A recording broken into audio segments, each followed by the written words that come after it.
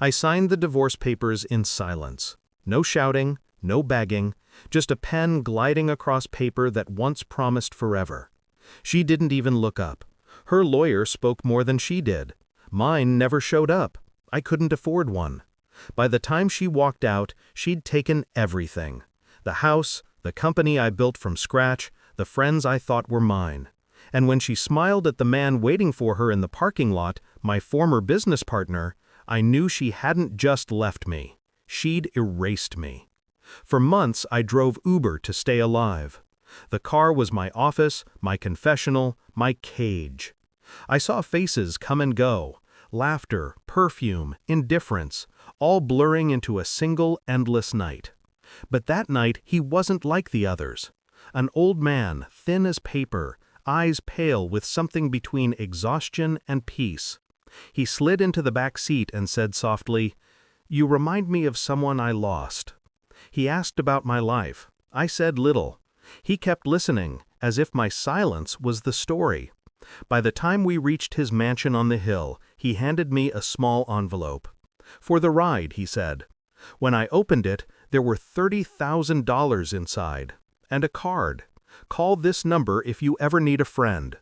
I didn't, but the next morning a lawyer did. "Mr. Pierce," he said, "Mr. Wainwright passed away last night. He changed his will before he died. You were included." The words didn't make sense. He read the numbers twice. $89 million. I thought it was a joke, until I arrived at the law firm and they handed me the documents with my name printed in bold. Then the lawyer added something that made my throat close. "Mr. Wainwright said you reminded him of his son, the one his wife and business partner betrayed before they took everything. He died broke, alone, just like you. Until now." That sentence cracked something inside me. Because betrayal, it repeats. It recycles faces, names, lies. Only the setting changes. So I didn't buy a mansion, didn't travel, didn't celebrate. I planned. I knew exactly what I wanted. My ex-wife and my partner had merged my company under a new name, still small enough to be hungry, still desperate for investors. So I became one, a ghost investor. Silent money through layers of shell companies, one of the oldest tricks in the book. For a year, I watched them grow. Every number, every file, every board meeting, I was there, unseen. Until they signed a contract that would overextend them. A deal too good to refuse. And I was on the other side of it. The night before the announcement, I walked into their office. She froze when she saw me. He didn't.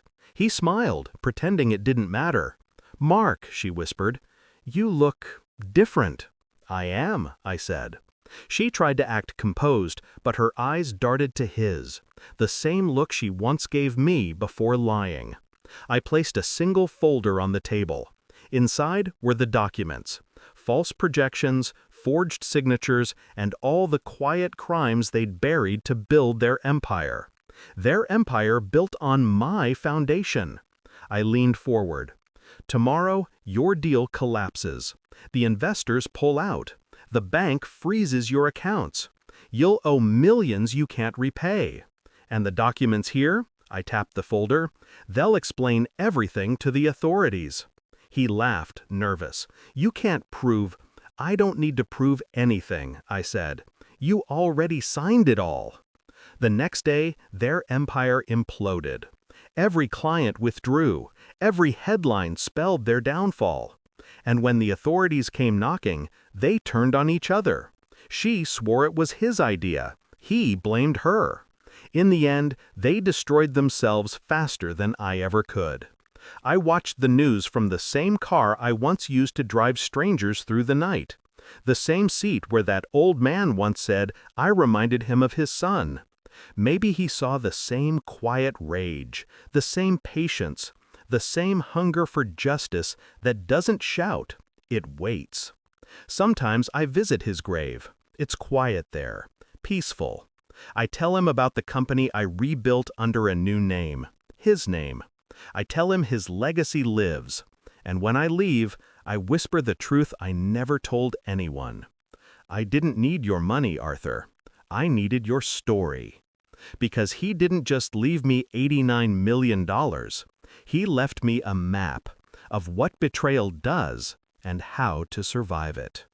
Now I know, some inheritances aren't meant to be spent. They're meant to be avenged.